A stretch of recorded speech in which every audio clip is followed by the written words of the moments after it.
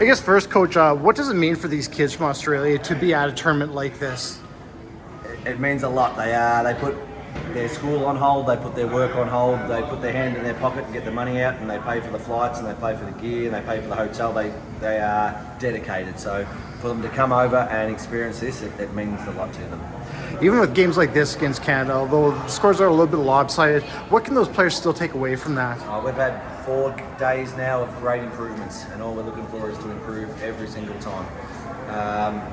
If we stop improving, then we're not doing our job. So now the improvements tonight are great. I mean, was it 30-7 or something? The score doesn't mean a whole lot when we play 20 of the best young Canadians in the world, right? Yeah.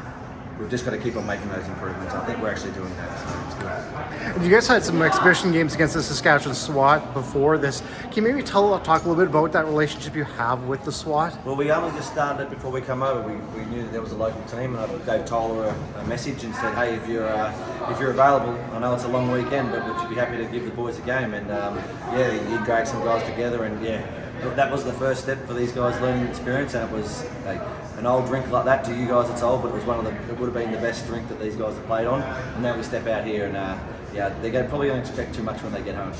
Can you talk a little bit about box lacrosse in Australia? Is this a sport that's starting to grow? Is it starting to come to the grassroots level? Yeah, the field lacrosse is the main game out there. We've got a lot of guys pushing it inside, blokes like Rocket and Bleedy and Hawley, who's the assistant coach here in Victoria.